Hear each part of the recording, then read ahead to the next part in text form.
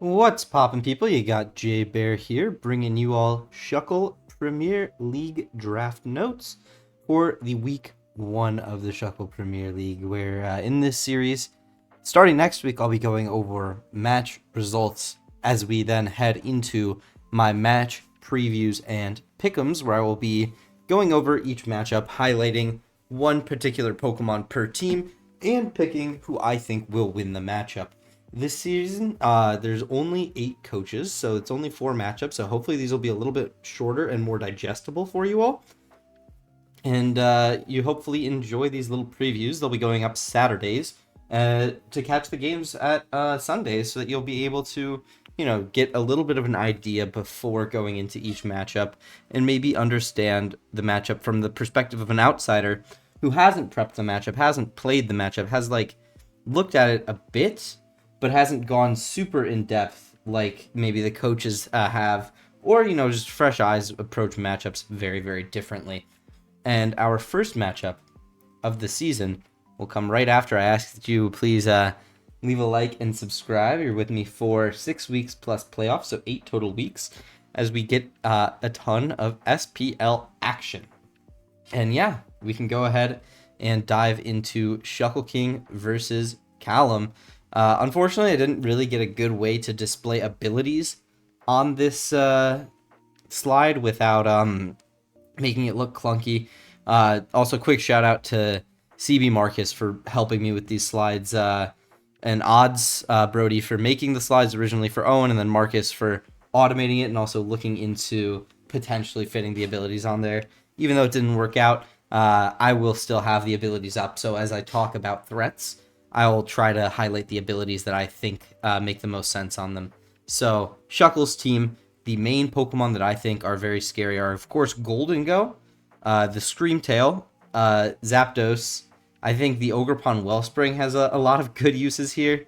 I think that Mamoswine's good. I like potentially Incineroar. I think Regieleki and Dragalge are pretty good. I probably wouldn't touch the bottom 4, Clefable, Cacturne, Rampardos, Pyroar. Maybe Shuckle wants to, but I just struggle to see the value of them in this matchup. Goldengo, I think, can either benefit really from both of its abilities. Between Earth Eater, I believe it's Earth Eater, not Levitate. Earth Eater on the Goldengo to potentially better check something like Salamence or Iron Hands. Just because they can run like some earthquaking moves, or just Hadron Engine for raw damage. To try to bust through something like the Porygon 2. I think both of those are pretty valuable for it. Because Porygon 2, Goldengo can either Nasty Plot on it, or it can Trick it.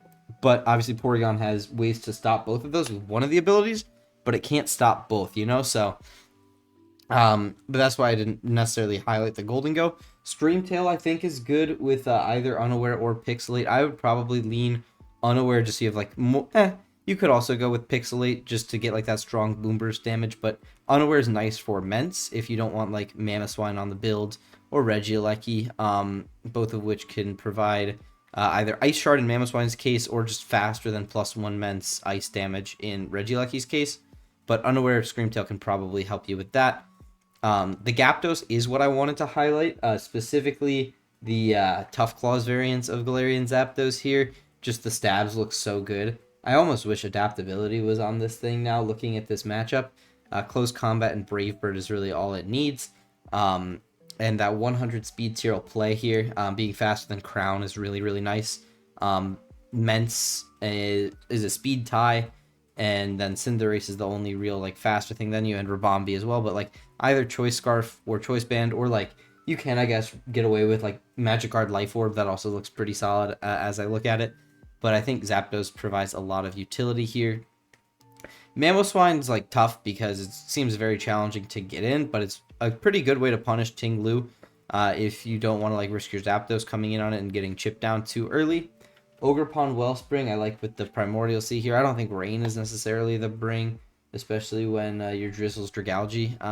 Dragalge's good, but not great. I think I would leave it at home here just because when I get to Cal's team, I will go over why I don't like that Dragalge especially.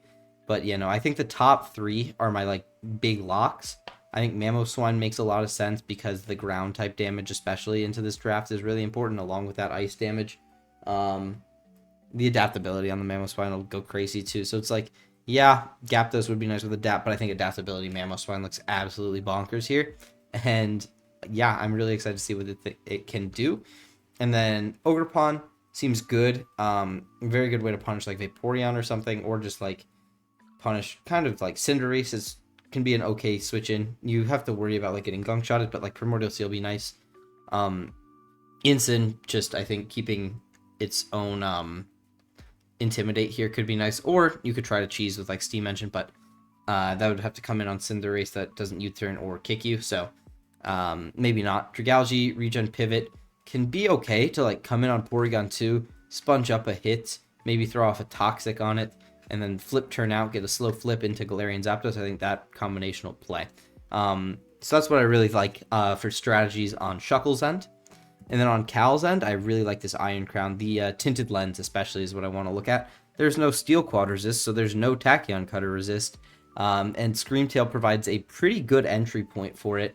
Obviously, you have to worry about like getting Fire Blasted and such, but you can also rely on like a strategy of like Vaporeon Wish Pass into it. You flip turn out with your Vaporeon as something tries to punish it. Vaporeon seems like a little bit annoying to break, but I think the combination of Iron Crown with that Vaporeon can go a long way for Cal. And then I think Iron Hand's the meanest Pokemon in the format. I think it's going to be great here. I mentioned Earth Eater is the ability that I would probably run here. I don't think you really need Refrigerate for anything, because like the ground type is Mamoswine, and you just punch that thing.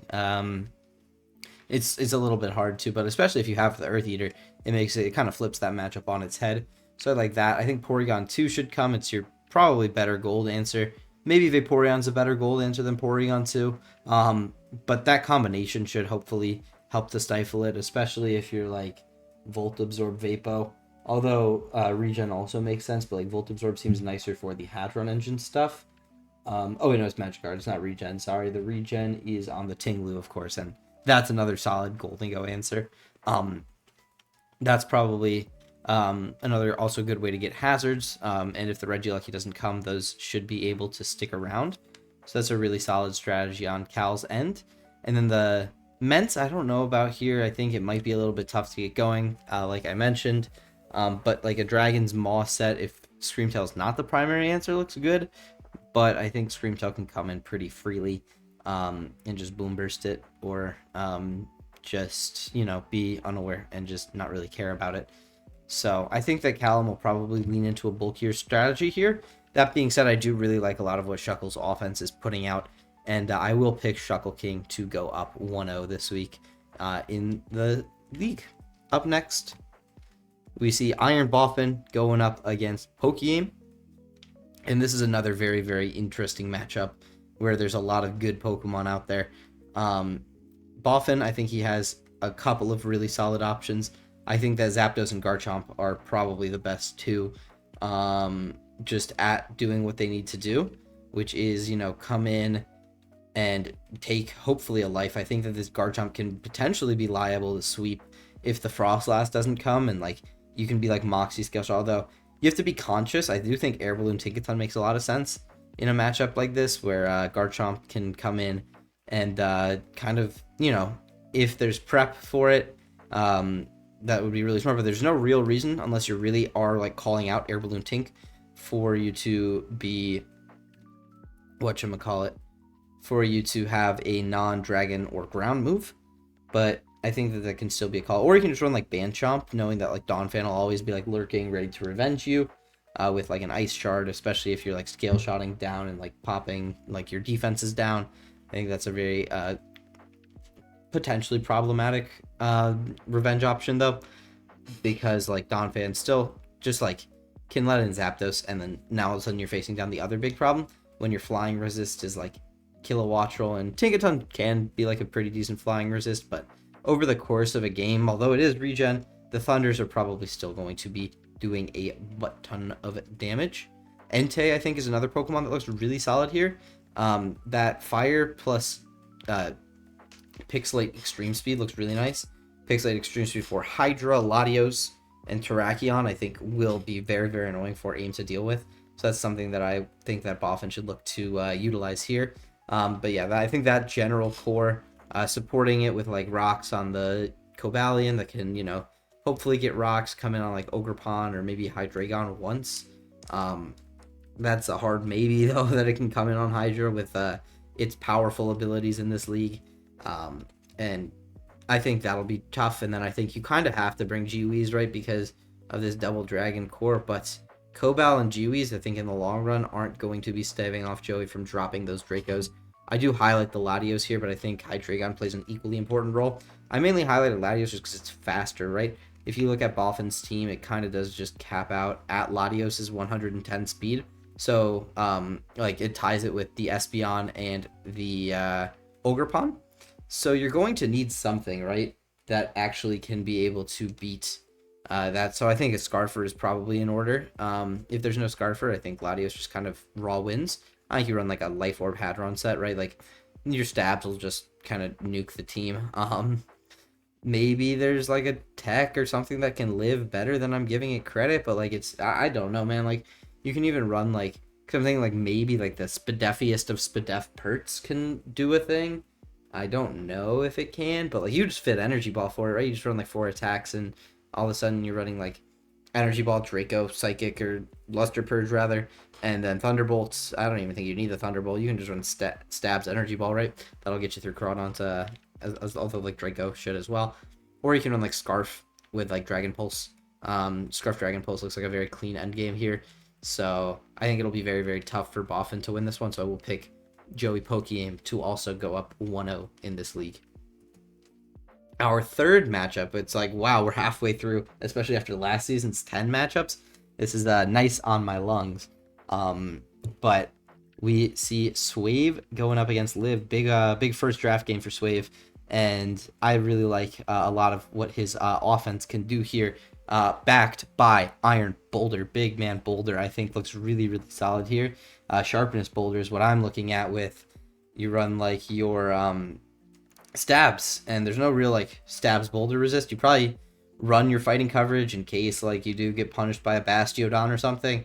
It would be like Diligent too, and then also you damage Heatran a little bit better. So I do think you run like the Sacred Sword, but then like you can also run like Earthquake to get around like Fluffy. Either way, I think that's a very, very potent combination offensively here. And I think you run like Manaphy to be able to get this thing in with like a flip turning sets.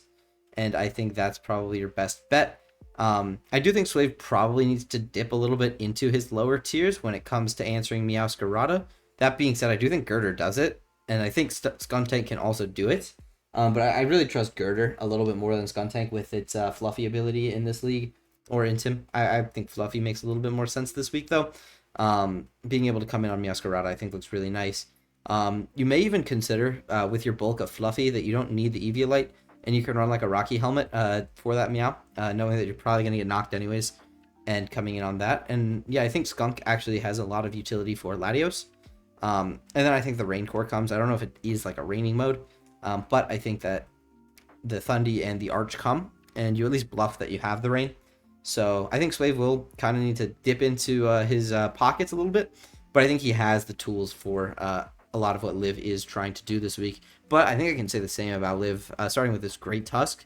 There is no Great Tusk answer. It's like Thundurus. Thundurus is not a very reliable Great Tusk answer. And outside of that, I think you run like your Earthquake to be Diligent versus versus Girder. It probably does need the Eviolite just because taking Tusk hits is nice. You run like Knock to remove some items. I think the utility of Knockoff is really nice. And then you run like Ice Spinner or like Stone Edge or something to hit Thundurus, probably Ice Spinner. And then you rely on your like Latias to take the hits from it. And I think Meowscarada also looks really potent here. Especially if there's no like Girder, then you're kind of just being able to run, I think like Sniper, Scarf, Flower Trick can be really nice. Or you probably do want the Sword of Ruin boosted like low kick for Archaludon. Although Arch is like surprisingly light. But still, I do think you need like a strong move to deal with that. You can also run like Brick Break if you're afraid of screens coming out from, I don't know, God knows what on this team. So many things learn screens. But I think that Liv's Pokemon might struggle a little bit here. Raikou looks like nice at first glance. Then you give Manaphy a fucking Motor Drive and a Tail Glows and it kind of wins too. I think a sleeper pick here is the Poltegeist. If the whatchamacallit, the skunk doesn't come especially, I think like a Shadow Shield set could potentially cheese out a win. If I was Liv, I would probably look for that, just because I think it'll probably be a little bit unreliable to push a lot of your win cons through. So I think the Shadow Shield Poltegeist can possibly be the way to get it done. But I really like Suave's draft here in the matchup. I will pick Suave to win this one. And then our final matchup is Seabbad versus Nexus. And it seems like Seabbad just kind of has some very well-tailored counters to a lot of what Nexus is doing. I highlight this Corviknight here just because I think that it covers a lot of, like a physically defensive Corviknight goes a long way versus Chien-Pao, Ursaluna, whatchamacallit, I forget what this thing, Slitherwing and Skarmory. I think it can probably not check Chien-Pao as well as I'm giving it credit, I will say. But you do have two technical stab resists for the Chien-Pao in the Infernape and the Suin Samurott. So it's like, in the grand scheme of Chien-Pao matchups, this is certainly probably not the best one. And you rely on the Corviknight for the rest of that, and then you can like also defog away the hazards, I think is nice, and roost up, and just like be a U-turn bot, slow U-turn into the proper damage dealers. Like your Iron Moth, I think is a very potent offensive damage dealer. I think the Corviknight and Iron Moth are going to be how Seabbad pushes through this game. Those two, I think, form a very nasty combination that can potentially give Seabbad a very solid out. And then, you know, backbone of, like, Pecharunt. I think that, I don't know, my, like, head is telling me that, like, Fluffy can live adaptability, Chien-Pao. Like, okay, well. And now I'm opening up a Pokemon damage calculator to check Pecharunt versus Chien-Pao. So I don't know how Chien-Pao would really get around like Fluffy Chien-Pao. It'd be like Icicle Crash with adaptability, and just max HP 4 defense Petch is not even 2 KO'd by like Life Orb Icicle Crash, which actually does more than Crunch because of Fluffy, believe it or not. And that's the Life Orb. So Choice Band you can take if you actually invest in your physical defense. So I think Pecharunt will have a legacy game here too. And like I think you just rely on like that top 5 plus like Jolteon or Gardevoir, I think are probably your likely brings down the board. And then on Nexus' side, I will highlight the Prim. I think that it is a very good way of forcing progress alongside the Chien-Pao, because what Chien-Pao does is it comes in and forces in either Petch, maybe less so, but I don't know if Seabbad will actually see the fact that Petch does check the Chien-Pao, and then Infernape and Suin Samurott as the Chien-Pao resists, air quotes. They don't do it very well unless you're like Fizz-Def Infernape or Fizz-Def Samurott. Fizz-Def Samurott actually can play here, just like getting up spikes and stuff. But the Prim comes in and it regens so that these Pokemon aren't threats to it, and it flip turns out. And I think that is a very, very profitable play pattern for Seabbad, because it gets in either like a Thunder, or get profitable for Nexus because it gets in like either a Thundurus or an Azelf, something like that, and can start clicking buttons. So I think that's a very good play pattern. That being said, I think Seabbad has the right tools in this matchup to go ahead and take it home. So I will be picking Seabbad to win this one. So I hope you guys enjoyed this first matchup preview going into the Season 4 of the Shuckle Premier League. Let me know what you guys think in the comments down below. How many am I hitting? My goal this season, last season I was able to do 2/3. This season, a bit of a smaller sample size, so I feel less confident in being able to hit that 2/3 mark again. That would be 16 out of 24 games, but let's do it, man. Let's get 16 out of 24 games. That's my goal this season. I will have the matchup results, will have my results as well. So hopefully you guys enjoy this season. It's going to be a season for the ages of the Shuckle Premier League, and I hope you guys enjoy. See you all next week for the next round of Shuckle Premier League. Peace.